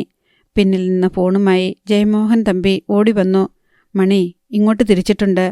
പറഞ്ഞു തീരും മുൻപ് ദൂരെ വഴിയിൽ അതിരിൽ ഇളം പച്ചയും വെള്ളയും ഇടകലർന്ന നിറത്തിലുള്ള ഒരു ഓപ്പൺ ബോഡി ജിപ്സി ജീപ്പ് പ്രത്യക്ഷപ്പെട്ടു. അതിൽ ചന്ദ്രമൗലിയും ഉമാശങ്കരയും പവിത്രജ്വാലയും ഇരിക്കുന്നത് കാണാമായിരുന്നു. മൗലി വരുന്നു. ആളുകൾക്കിടയിൽ ഒരു മർമ്മരമുണ്ടായി. അധ്യായം 15. ആളുകളെ വകഞ്ഞു മാറ്റി ജയമോഹൻ തമ്പി പന്തലിലേക്ക് കയറി ചെന്നു. പിന്നെ രേവതിയെ നോക്കി. വന്നിട്ടുണ്ട് അമ്മയുടെ വളർത്തുമകൻ. ഇത്രനാളും കൂടെ നിന്ന് നമ്മളെ എല്ലാവരെയും ചതിച്ച വളർത്തുപട്ടി. ഒപ്പം ഭർത്താവിൻ്റെ പഴയ രഹസ്യഭാര്യയും മോളും വന്നിട്ടുണ്ട്. രേവതിയുടെ കണ്ണുകളിൽ ഒരു മിന്നലുണ്ടായി. അമ്മ വേണം അവൻ്റെ കരണത്ത് ആദ്യത്തെ അടിയടിക്കാൻ. സുപ്രിയ വീറോടെ അമ്മയെ നോക്കി. അത്രയ്ക്ക് വലിയ ചതിയല്ലേ അമ്മേ അവൻ നമ്മളോട് ചെയ്തത്? കണ്ടില്ലേ, അച്ഛനില്ലാതായതിൻ്റെ പിറ്റേന്ന് തന്നെ അവൻ്റെ തനിനിറം പുറത്തു വന്നത്. ഇനി അമ്മയെയും പെങ്ങളെയും കൂട്ടി അവകാശ തർക്കമായിരിക്കും അവൻ്റെ ലക്ഷ്യം. തറയിൽ കൈകുത്തി രേവതി പതിയെ നിവർന്നു. വല്ലാത്തൊരു ഭാവമായിരുന്നു അവരുടെ മുഖത്ത്. ജയമോഹൻ തമ്പിയുടെ മുഖത്ത് ഒരു ഉത്സാഹമുണ്ടായി. ജയ. പതിയെ തലതിരിച്ച് രേവതി ജയമോഹൻ തമ്പിയെ നോക്കി. എൻ്റെ ഭർത്താവിനെ ചതിച്ചവർക്കുള്ള മറുപടി ഞാൻ കൊടുത്തോളാം. നീയോ നീ പൂപ്പതിയിൽ നിന്ന് ഇറക്കി നിർത്തിയിരിക്കുന്ന ഗുണ്ടാ പട്ടാളമോ അനങ്ങരുത്. ജയമോഹൻ തമ്പി ഒന്ന് പതറി. അല്ല, അത് പിന്നെ അവനോട് ചോദിക്കണ്ടേ? നാട്ടുകാര് ആകെ ഇളകി നിൽക്കുക. ഏത് നാട്ടുകാര്? അന്നുവരെ കാണാത്ത ഒരു ഭാവമായിരുന്നു രേവതിയുടെ മുഖത്ത്. എൻ്റെ ഭർത്താവിൻ്റെ മരണത്തിൽ ദുഃഖിക്കുകയും അദ്ദേഹത്തെ ചതിച്ചവരോട് പകരം വീട്ടുകയും ചെയ്യേണ്ടത് ഞാനല്ലേ, അല്ലേ ജയ? ഓ അതെ അതെ. ജയമോഹൻ തമ്പി പതറിപ്പോയി. അപ്പോൾ പിന്നെ നാട്ടുകാര് ഇതിലിടപെടണ്ട. അറവുകാട് ശിവശങ്കരൻ്റെ ഭാര്യ രേവതിയുടെ വാക്കായത്. അതിനു മീതെ ആരെങ്കിലും ചലിച്ചാൽ? രേവതി ഇടത് കൈകൊണ്ട് ഉണ്ണിമായയെ ചേർത്ത് പിടിച്ചു. അറവുകാട്ടെ മുഴുവൻ സ്വത്തും ഏതെങ്കിലും അനാഥ മന്ദിരത്തിന് എഴുതി വച്ചിട്ട് ഞാൻ എൻ്റെ ഈ കൊച്ചിനെയും കൊണ്ട് എങ്ങോട്ടെങ്കിലും പോകും, അല്ലെങ്കിൽ ചാവും. യുദ്ധഭൂമിയുടെ നടുവിൽ വെച്ച് ആയുധം നഷ്ടപ്പെട്ടവനെ പോലെയായി ജയമോഹൻ തമ്പി. തൽക്കാലം ഒന്നും എതിർക്കണ്ട എന്ന അർത്ഥത്തിൽ സുപ്രിയ ജയമോഹൻ തമ്പിയെ കണ്ണടച്ചു കാണിച്ചു. അവനായിട്ട് പ്രശ്നമുണ്ടാക്കാതിരുന്നാൽ മതി. ചതഞ്ഞ സ്വരമായിരുന്നു ജയമോഹൻ തമ്പിയുടേത്. പുറത്ത് ചന്ദ്രമൗലി വന്ന ജിപ്സി ടയറുകൾ ഉരഞ്ഞു നിൽക്കുന്ന ശബ്ദം കേട്ടു. വണ്ടിയുടെ എഞ്ചിൻ ഓഫ് ചെയ്യാതെ തന്നെ ചന്ദ്രമൗലി മുന്നോട്ട് നോക്കി. ദ്രാവിഡമണിയുടെ നേതൃത്വത്തിൽ 30 പേരടങ്ങുന്ന ഒരു സൈന്യം, ഏറെയും തമിഴന്മാരാണെന്ന് തോന്നി. ചന്ദ്രമൗലിയുടെ കണ്ണുകളിലേക്ക് നോക്കിക്കൊണ്ട് തന്നെ ദ്രാവിഡമണി വെറ്റില ചവച്ചുകൊണ്ടിരുന്നു. അടുത്ത നിമിഷം അയാളുടെ കണ്ണുകൾ വണ്ടിയുടെ പിൻസീറ്റിലിരിക്കുന്ന പവിത്രജ്വാലയുടെ നേർക്കായി. അയാളുടെ കണ്ണുകളിൽ ഒരു വഷളച്ചിരിയുണ്ടായി. ഗോപിക്കുട്ടനും ദേവരാജനും അക്ബർ അലിയും ഉൾപ്പെടുന്ന ഒരു സംഘം പതിയെ മതിൽ പോലെ ചന്ദ്രമൗലിയുടെ ജിപ്സിക്ക് പിന്നിൽ നിലയുറപ്പിച്ചിരുന്നു. ദ്രാവിഡമണിയുടെ മിഴികൾ ഒന്ന് പിടച്ചു. അറവുകാട്ടെ ആളുകൾ ചന്ദ്രമൗലിക്ക് പിന്നിൽ അണിനിരക്കുമെന്ന് അയാൾ ഒട്ടും പ്രതീക്ഷിച്ചില്ല. മൗലി, ഗോപിക്കുട്ടൻ പതിയെ ചന്ദ്രമൗലിയുടെ അടുത്തേക്ക് വന്നു. എന്താ നിന്റെ ഉദ്ദേശം? പറഞ്ഞോ. എന്തിനും ഞങ്ങളുണ്ട് നിന്റെ കൂടെ. ചന്ദ്രമൗലി പതിയെ തലതിരിച്ച് ഗോപിക്കുട്ടനെ ഒന്ന് നോക്കി. അച്ഛൻ ദഹിച്ച് ചാരമായി തീർന്ന സ്ഥലം അമ്മയെ ഒന്ന് കാണിച്ചു കൊടുക്കണം. ഒരു ചെറിയ മൺകുടത്തിൽ അച്ഛൻ്റെ അസ്ഥികഷ്ണങ്ങളും ചിതാഭസ്മവും എടുക്കണം. അത്രയുള്ളൂ, അതുമാത്രമേയുള്ളൂ. നിങ്ങൾ മാറി നിന്നോ. മൗലി ജീവിച്ചിരുന്നാൽ ഇത് രണ്ടും നടക്കും, ഇല്ലെങ്കിൽ ഇവിടെ വെച്ച് തീരും. ചന്ദ്രമൗലിയുടെ കാൽ ആക്സിലേറ്ററിന് മീതെ ഒന്നമർന്നു. ചീറ്റയെപ്പോലെ ജിപ്സി ഒന്ന് മുരണ്ടു. എഞ്ചിൻ ഓഫ് ചെയ്തിട്ട് ചന്ദ്രമൗലി പതിയെ പുറത്തേക്ക് ഒരു കാൽ വെച്ചു. കൂടെ നിന്ന ആളുകൾ ഒന്നിളകി. ദ്രാവിഡമണിയുടെ കൃഷ്ണമണികൾ ഒരു നിമിഷം നിശ്ചലമായി. അയാൾ പതിയെ തലതിരിച്ച് ഗുണ്ടകളിൽ ഒരാളെ ഒന്ന് നോക്കി. ഹിമാചലം പതിയെ മുന്നോട്ട് വന്നു.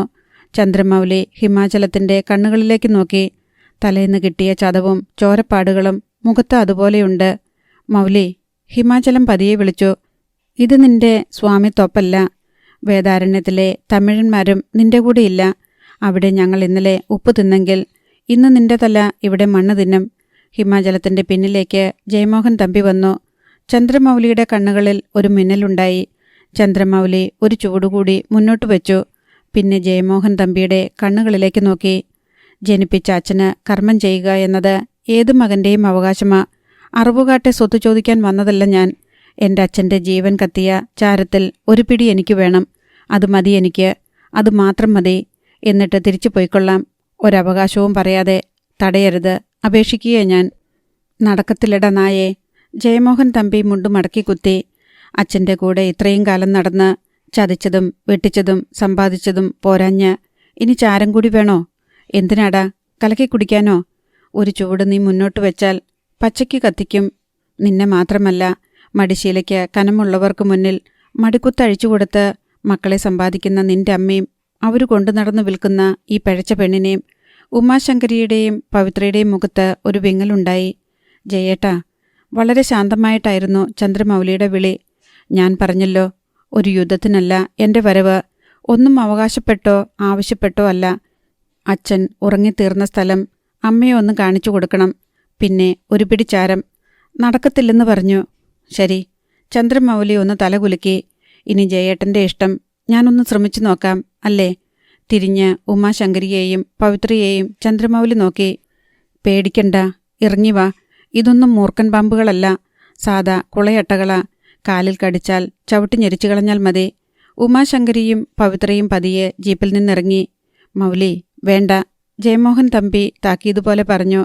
ചന്ദ്രമൗലി അത് ശ്രദ്ധിച്ചതേയില്ല.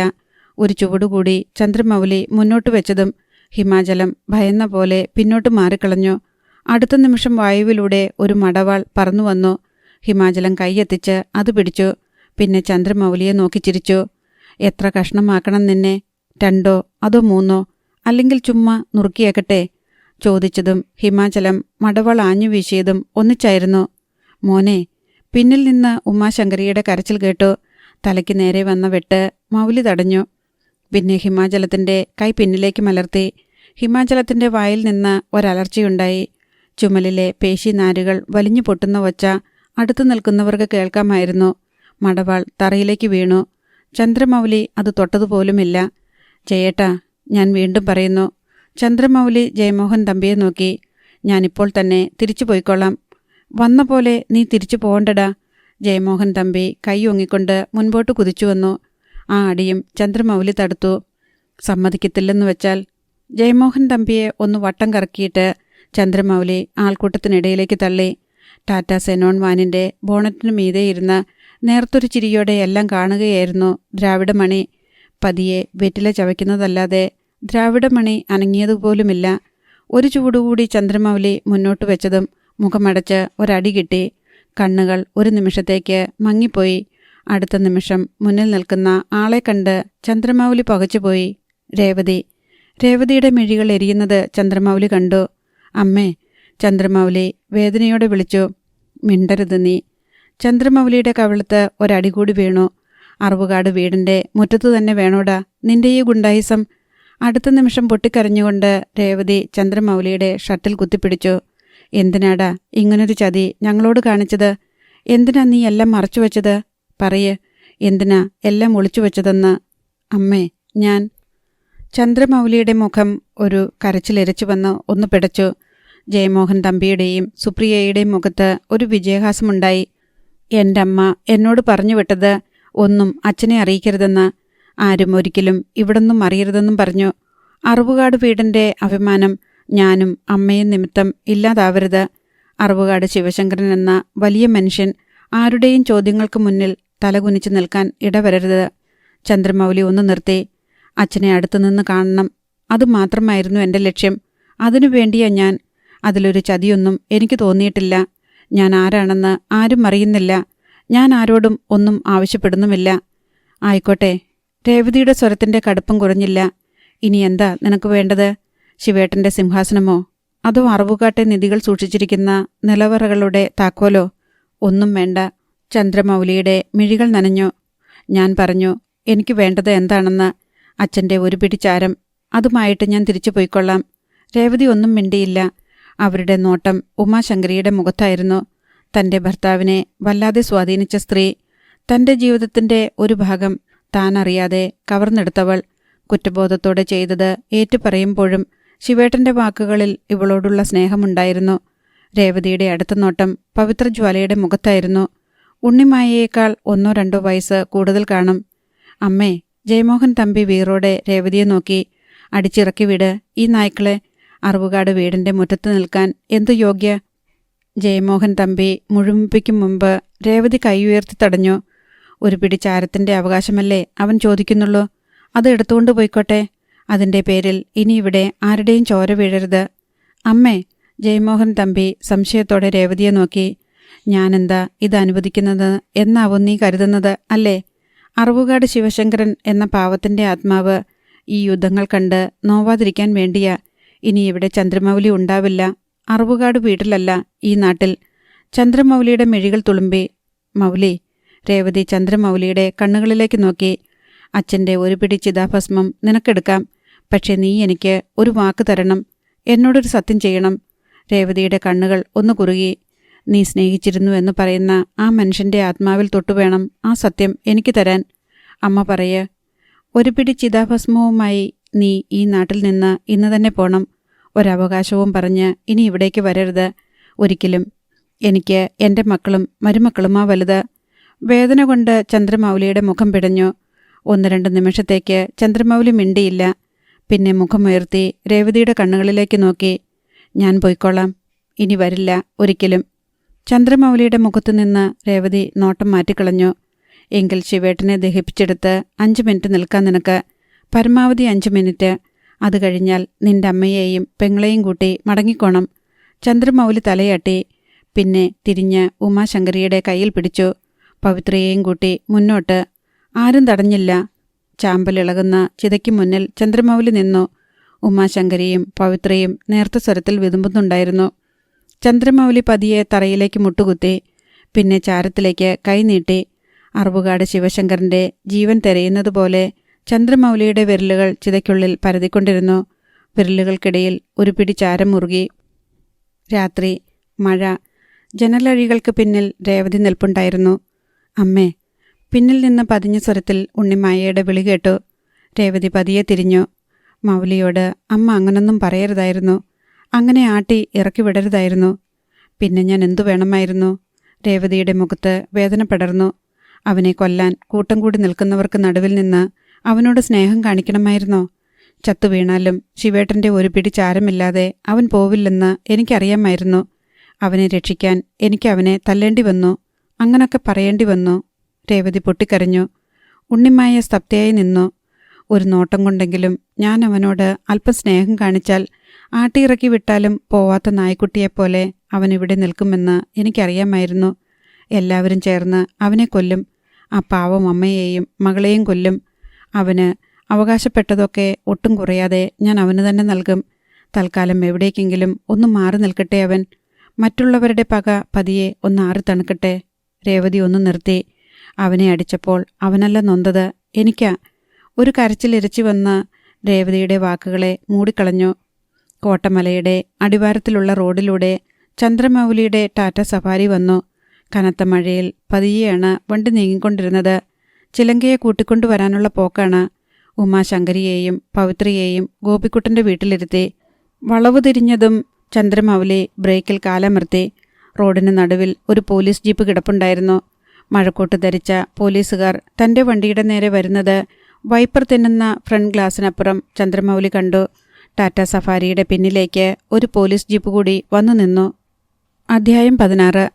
ചന്ദ്രമൗലിയുടെ മുഖത്ത് ഒരമ്പരപ്പുണ്ടായി. പാലക്കാട് DYSP കുരുവിള ജോണായിരുന്നു മുൻപിൽ. പിന്നിൽ സർക്കിൾ ഇൻസ്പെക്ടർ ബിജോയ് മാത്യു. അതിനും പിന്നിൽ SI-മാരായ CK മാർട്ടിനും രാജു നാരായണനും. എല്ലാവരെയും ചന്ദ്രമൗലിക്ക് പിടികിട്ടി. പക്ഷേ എല്ലാറ്റിനും പിന്നിൽ നിൽക്കുന്ന ഓഫീസർമാരെ ചന്ദ്രമൗലിക്ക് മനസ്സിലായില്ല. മൗലി. കുരുവിള ജോൺ ടാറ്റ സഫാരിയുടെ ഡോർ ഫ്രെയിമിന് മീതെ കൈവച്ചുകൊണ്ട് ചന്ദ്രമൗലിയെ നോക്കി. നീയൊന്നിറങ്ങിക്കേ, ഒരു പ്രശ്നമുണ്ട്. എന്താ സാറേ? പറയാം, നീ ഇറങ്ങ.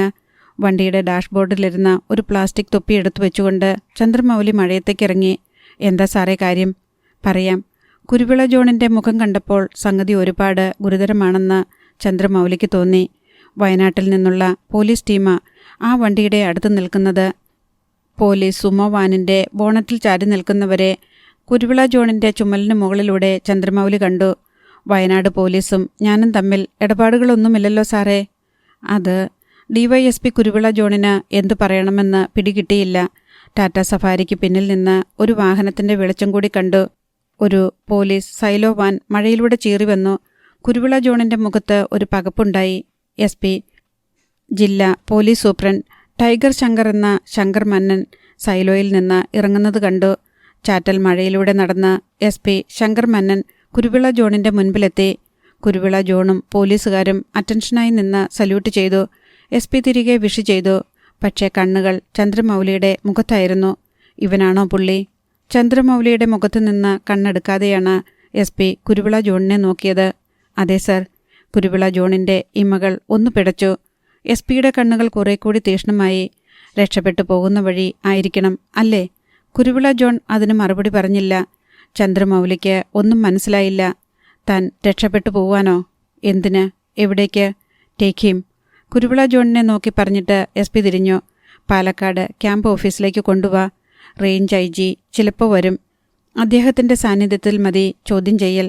ചന്ദ്രമൗലിയുടെ മിഴികൾ പിടഞ്ഞു. സർ. ചന്ദ്രമൗലി SP ശങ്കർ മന്നനെ നോക്കി. എന്തിനാണ് എന്നെ കസ്റ്റഡിയിലെടുക്കുന്നത് എന്ന് പറയണം സാർ. എന്തു കുറ്റമാണ് ഞാൻ ചെയ്തത്? പറയാതെ നീ വരില്ലേ? SP-യുടെ മിഴികൾ കൂർത്തു. ന്യായമായിട്ടും പറയണമല്ലോ സാർ. എന്തിന് എന്നെ പോലീസ് പിടിക്കുന്നു എന്നറിയാനുള്ള അവകാശം എനിക്കില്ലേ? ജില്ലാ പോലീസ് സൂപ്രണ്ടിൻ്റെ നേർക്ക് നേരെ നിന്ന് തൊപ്പിവെച്ച് അവകാശപ്രസംഗം നടത്തുന്നോടാ നായിൻ്റെ മോനെ. ചോദിച്ചു തീരും മുൻപ് തന്നെ SP കൈവീശി ഒറ്റയടിയടിച്ചു. അപ്രതീക്ഷിതമായ അടിയായതിനാൽ ചന്ദ്രമൗലി നിലതെറ്റി ജീപ്പിന്റെ ബോണറ്റിലേക്ക് വീണുപോയി. നടുങ്ങി നിൽക്കുകയായിരുന്നു ഡിവൈഎസ്പി കുരുവിള ജോണും ചന്ദ്രമൗലിയോട് അടുപ്പമുള്ള മറ്റു ഓഫീസർമാരും. വലിച്ചുകയറ്റ് അവനെ വണ്ടിയിലോട്ട്. മുതലമടയിലെ യുവരാജാവ് ചന്ദ്രമൗലി. അവന് ഞാൻ പറഞ്ഞു കൊടുക്കാം പോലീസ് എന്താണെന്ന്. ചന്ദ്രമൗലി അനങ്ങുന്നതിന് മുൻപ് തന്നെ പോലീസ് പിന്നിൽ നിന്ന് പിടിച്ചു കഴിഞ്ഞിരുന്നു. ഇരുകൈയും പിന്നിലേക്കാക്കി CI മാർട്ടിൻ വിലങ്ങിട്ട് പൂട്ടി. ഇവിടെ പെരുന്നാൾ തുടങ്ങാൻ പോവുക കേട്ടോട പുല്ലേ. CI മാർട്ടിൻ പല്ല് ഞെരിച്ചുകൊണ്ട് ചന്ദ്രമൗലിയെ നോക്കി. നമ്മൾ തമ്മിൽ കഴിഞ്ഞ വർഷത്തെ പള്ളിപ്പെരുന്നാളിൻ്റെ കണക്ക് തൊട്ട് കിടക്കുക. ഡിവൈഎസ്പിയുടെ ബലത്തിലല്ലായിരുന്നോ ഇത്രനാളും നിന്റെ ഷൈനിങ്? ഈ കേസിൽ ഡിവൈഎസ്പി ഇടപെടില്ല. ഇടപെട്ടാൽ കുരുവിള സാറിനും കിട്ടും 8ന്റെ പണി. കാരണം അത്രയ്ക്ക് വലിയ കുരുക്കല്ലേ നീ ഉണ്ടാക്കി വെച്ചത്. മാർട്ടിനും 4 പോലീസുകാരും കൂടി ചന്ദ്രമൗലിയെ വലിച്ച് ഡിവൈഎസ്പിയുടെ സുമോയ്ക്ക് പിന്നിൽ കിടന്ന ജീപ്പിലേക്ക് കയറ്റി. ചന്ദ്രമൗലിയുടെ ടാറ്റ സഫാരി ഒരു പോലീസുകാരൻ സ്റ്റാർട്ട് ചെയ്തു തിരിച്ചു. വയനാട്ടിൽ നിന്നുള്ള പോലീസ് ടീം ഡിവൈഎസ്പി കുരുവിള ജോണിനൊപ്പം സുമോയിൽ കയറി. ഏറ്റവും മുൻപിലായി SP ശങ്കർ മനന്റെ സൈലോ വാൻ നീങ്ങി. അതിനു പിന്നാലെ ചന്ദ്രമൗലിയെ കയറ്റിയ പോലീസ് ജീപ്പ്. അതിനു പിന്നിൽ ഡിവൈഎസ്പി കുരുവിള ജോണിന്റെ സുമോ. ഏറ്റവും പിന്നിലായി ചന്ദ്രമൗലിയുടെ ടാറ്റ സഫാരി. അടുത്ത ഭാഗം നാളെ.